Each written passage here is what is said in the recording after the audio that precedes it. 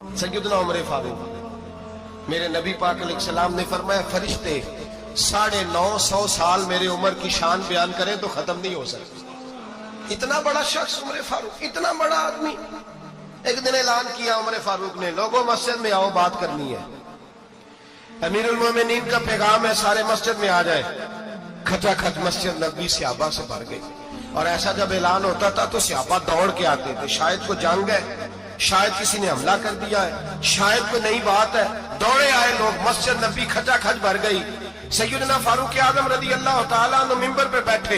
Hazrat Abdurrahman ibn of रदी अल्लाह तआला अन्हु फरमाते हैं कि सहाबा तजस्सुस के देख रहे हैं कि पता नहीं किसी तरफ से पैगाम नहीं आ गया, कोई काफिर हमला नहीं करने लगा, अल्लाह जाने क्या हुआ है, बड़ी परेशानी है। उमर बैठे, अल्लाह की हम्द की, नबी पाक सल्लल्लाहु अलैहि वसल्लम पर दुरूद पढ़ा और फिर उमर फारूक बोले, फरमाने लगे, मैं जब मक्के में रहता था ना तो कभी घर में कहत आ जाता था, कभी कहत आता था घर में, बकरियों के दूध खुश्क हो जाते थे, गंदम नहीं मिलती थी, पानी नहीं होता था। तो फरमाया मेरी अम्मा मुझे खाला के घर भेज देती थी। कबीला बनु मखजूम, उस कबीले में मेरी खाला की शादी हुई थी तो वो मालदार लोग थे, उनके पास ज्यादा बकरियां, ज्यादा ऊंट, ज्यादा गाय, ज्यादा खेत थे। हजरत उमर फारूक फरमाने लगे, मैं उनके घर जाता तो मेरे खालू समझ जाते कि उमर को इसलिए भेजा गया है कि कहत आ गया है। फरमाते हैं वो मुझे सवेरे बकरियां चराने ले जाते, शाम तक मैं उनकी बकरियां चराता। अमीरुल मोमिनीन उमर, एक तरफ मसला यह है कि कैसर और किसरा की दीवारें हिल रही हैं उमर के नारों से, और इधर उमर मिंबर पे बैठ के खुतबे दे रहे। फरमाते मैं बकरियां चराता, शाम तक खाला के घर जाके मजदूरी करता, और फरमाते शाम होती तो एक मुट्ठी किशमिश मुझे देते वो। आप फरमाते मैं बड़े कद वाला था, एक मुट्ठी किशमिश मिलती है, कभी एक मुट्ठी खजूरे, मैं शाम को खा के सो जाता। कई महीने यूं ही गुजरते तो मेरी अम्मा का पैगाम आता कि हालात सही हो गए, मेरे बेटे को भेज दो। ये बात कही, हजरत उमर रोने लगे और फिर कहने लगे, अब वो वक्त आया है कि लोग मुझे अमीरुल मोमिनीन उमर कह के पुकारते हैं। बस ये दो बातें की। उमर ने कहा चलो जोहर का वक्त हो गया, अजान पढ़ो, उठो नमाज पढ़े, उठो। अजान हुई, इकामत हुई, जनाब उमर ने नमाज पढ़ाई, लोग चले गए तो सैयदना अब्दुर्रहमान इब्न औफ यराना था जनाब उमर से, बाजू पकड़ के कहने लगे, उमर सियाना बंदा यार तू, ये दो बातें सुनाने के लिए इतना मजमा इकट्ठा किया था, ये दो बातें कहने के लिए कि मैं खाला के घर जाके मजदूरी करता था तो एक मुट्ठी किशमिश मिलती थी, एक मुट्ठी खजूरे, ये कहने के लिए कि मैं बकरियां चराया करता था। तो हजरत उमर फारूक रदी अल्लाह तआला अन्हु फिर रोए, फिर आंखों में आंसू आए। कहने लगे, अब्दुर्रहमान आज ना मिस्र शाम से कुछ लोग आए थे और वो बता रहे थे कि उमर तेरा डंका वहां भी बड़ा बजता है। वो मुझे कह रहे थे तेरे नाम के वहां भी बड़े दबदबे हैं, बड़े तज़किरे हैं।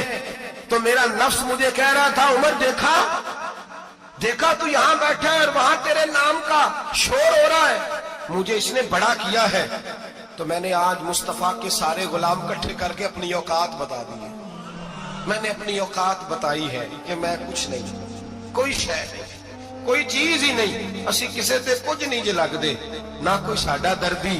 मैंने बताया है कि मैं तो किसी के बकरियां चरा के एक मुट्ठी किशमिश लेके गुजारा किया करता था। गुजारा मुझे मेरे कुछ साथी ना ले गए गुजरांवाला, सर्दियों के मौसम में मुझे कहने लगे स्वेटर पसंद कर ले अपनी मर्जी का।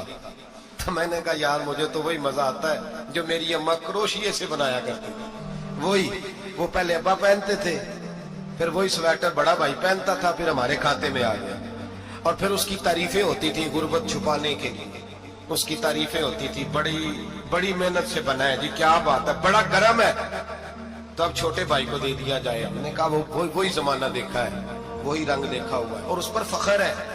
अब तो लोग जब कुछ हो जाता है ना, दो चार लोग जानने लगते हैं तो लोग फटाफट दावा कर देते हैं खानदानी रईस आज़म है, बड़ी बात है। ऐसी कोई बात नहीं, जिसको अपना आप याद रहता है उसे खुदा भी याद रहता है, जिसे अपना आप याद रहता है उसे रसूलुल्लाह भी याद रहते हैं, जिसे अपना आप याद रहता है उसकी नजर में दूसरे लोग भी कुछ होते हैं, दूसरे लोग भी कुछ होते हैं। मैं उम्रे के लिए, हज के लिए जाता रहता हूँ, रब मुझे اپنے فضل سے بلا لیتا ہے. تو میں ایئرپورٹ سے نیچے اترا تو ایک صاحب میرے جاننے والے تھے, دوڑ کے آئے اور مجھے کہنے لگے کیا بات ہے, سنا ہے اس دفعہ آپ سعودی ایئر لائن سے آئے, سیدھا مدینہ شریف آئے, کیا بات ہے آپ کی؟ اور میں نے کہا صاحب چھوڑ دیں, میں بھی جب پہلی دفعہ آیا تھا تو میں بھی بڑا گور گور کے ایئرپورٹ دیکھتا تھا, میں نے کبھی دیکھا جو نہیں تھا, میں بڑا گور گور کے دیکھتا تھا, کوئی ایسی بات نہیں ہے, یہ نظام قدرت ہے, بادشاہ کے فیصلے ہیں, وہ جب چاہتا ہے جس طرح کے چاہتا ہے فیصلے فرما لیتا ہے, تو یہ اس کے فیصلوں کی بات ہے. ہم لوگ نا جس حیثیت پہ ہوتے ہیں وہیں رہ جاتے ہیں, پچھلی بات بھول جاتے ہیں, اس لیے ہم چاہتے ہیں جو بھی ہمیں ملے جھک کے ملے, جو بھی آئے, اور یہ میرا آپ کا سب کا مشترکہ معاملہ ہے. میرے نبی پاک صلی اللہ تعالی علیہ وسلم نے صحابہ سے پوچھا تمہیں بتاؤں جنت کے بادشاہ کون ہوں گے؟ جنت کے عام لوگ نہیں, جنت کے, بولیے گا ذرا, جنت کے اللہ بادشاہ. جنت میں تو جانا بڑی بات ہے, حضور جنت کا بھی بادشاہ, ابن ماجہ میں لفظ ہے. تمہیں پتہ ہے جنت کے بادشاہ کون ہوں گے؟ تو میرے مصطفیٰ کریم صلی اللہ تعالی علیہ وسلم کے غلاموں نے کہا حضور ہمیں نہیں پتا. تو حضور نے فرمایا جنت کے بادشاہ وہ لوگ ہوں گے جنہیں دنیا میں کوئی بھی نہیں جانتا تھا, جن کے کپڑے سادے ہوتے تھے, جو غریب لوگ ہوتے تھے, جو سفارش کرتے تھے تو ان کی قبول کوئی نہیں کرتا تھا, جو کسی کے ساتھ جاتے تھے تو ان کو مانتا کوئی نہیں تھا. وہ جنت کے بادشاہ ہوں گے, بادشاہ. اور فرمایا قیامت کے دن جب لوگ انہیں دیکھیں گے تو ان پر فخر کریں گے, رشک کریں گے, کہیں گے کیا بات ہے تمہاری, یہاں تو شوق ہی بڑا ہے. غریبوں نے بھی پوسٹر بنائے ہوئے ہیں, ڈاکوؤں, لٹیروں, چوروں کی تصویروں کے ساتھ لگوائے ہوئے ہیں اپنے آپ کو بڑا کرنے کے لیے. عاجزی اختیار کریں, عاجزی اختیار کریں, اپنے آپ کو مٹانے کی کوشش کریں. رب کریم کے بندے آگے بڑھ بڑھ کے اپنا آپ دکھاتے نہیں, بڑا شوق ہے, پہلے فوٹو کھچا لو, باقی باتیں بعد میں ہو, پہلے ویڈیو بنا لو, باقی کچھ اور بعد میں ہو, پہلے. اب تو پرسوں ترسوں مجھے ایک مولانا کہنے لگے کہ آپ سے میں نے, وہ یہاں جمعہ پڑھنے آتے ہیں کبھی کبھی, میرے دوست ہیں, کہتے ہیں آپ سے میں نے سنا تھا اگر کوئی, اس نبی پاک کا فرمان ہے اگر کوئی نذرانہ دے تو اس کو لے لو, اگر کوئی تحفہ دے تو اس کو, حضور نے فرمایا لے لو اگر تمہیں کو دیتا ہے, اپنی مرضی سے, مانگنا منع, کو دے دے تو لے لو, ورنہ ایک وقت آئے گا تم مانگو گے تمہیں ملے گا نہیں, جب کو دے دے تو لے لو. کہنے لگے آپ نے کہا تھا کو دے دے, تو اس وقت سے میں کوئی سوٹ دیتا ہے مجھے میری مسجد کا نمازی تو میں لے لیتا ہوں, کوئی مجھے کوئی اور شے دیتا ہے تو میں آپ سے سن کے, تو اگر میری مسجد کا نمازی سوٹ پکڑاتے ساتھ فوٹو بھی کھینچے تو پھر میرے لیے کیا ہوگا, وہ خوشبو کی ڈبی دیتے ہوئے ساتھ فوٹو بھی کھینچے پھر میرے لیے کیا ہوگا. کہنے لگے رمضان میں یہ حال ہوا ہے کہ لوگ کپڑے دے رہے تھے اور فوٹو کھینچ رہے تھے, کیا چکر ہے, کہاں چلے گیا. غریب آدمی کی عزت نفس کو کچل ڈالا پکڑ کے, ایک جوڑا سال کے بعد امام کو دیا, اس کی بھی تصویر کھینچ کے فیس بک پہ دے ڈالی.